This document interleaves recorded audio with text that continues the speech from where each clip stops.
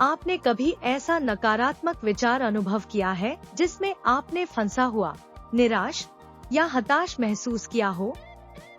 शायद कुछ गलत हुआ और अचानक आपका मन चक्रवात की तरह घूमने लगा, आपसे कहने लगा कि आप अच्छे नहीं हैं, चीजें कभी बेहतर नहीं होंगी, या आप हमेशा गलतियां करते हैं।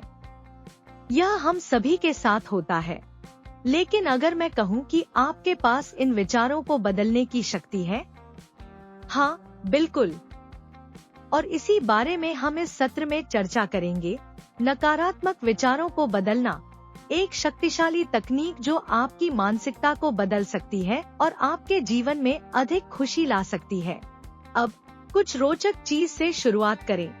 क्या आपने कभी गौर किया है कि हमारा दिमाग बुरी चीजों पर अच्छे से अधिक ध्यान केंद्रित करता है? आप दिन भर में 10 तारीफें सुन सकते हैं, लेकिन अगर एक व्यक्ति आपको आलोचना कर दे, तो वही बात सबसे ज्यादा याद रहती है। ऐसा क्यों होता है? इसे नकारात्मकता पूर्वाग्रह या नेगेटिविटी बायस कहा जाता है, और यह हमारे मस्तिष्क में प्राकृतिक रूप से मौजूद है। यह हमारे विकासवादी अतीत से आया है, जब जीवित रहने के लिए खतरों को तुरंत पहचानना आवश्यक था।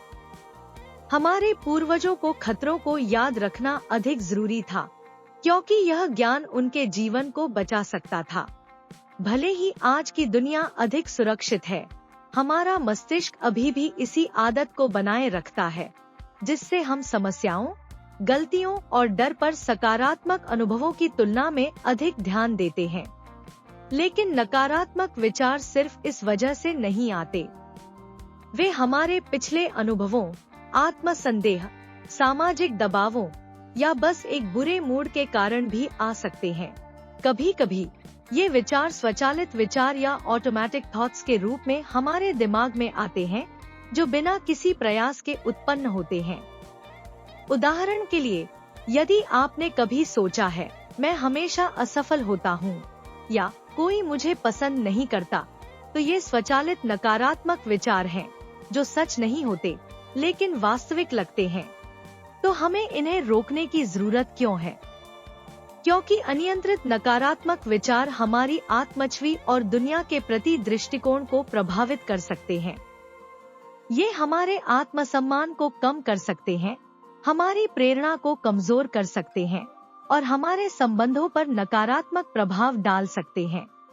यदि हम अपने हर नकारात्मक विचार पर विश्वास करने लगे, तो हमें ऐसा महसूस हो सकता है कि आगे बढ़ने का कोई रास्ता नहीं है। लेकिन अच्छी खबर यह है कि ये विचार वास्तविकता नहीं होते, ये सिर्फ मानसिक आदतें होती हैं, और आदतें बदली जा सकती हैं। और यही हम इस श्रृंखला में सीखेंगे। हम यह जानेंगे कि इन विचारों को कैसे पहचाना जाए, उन्हें चुनौती दी जाए और उन्हें इस तरह से पुनः परिभाषित किया जाए जो हमें मदद करे, न कि नुकसान पहुंचाए।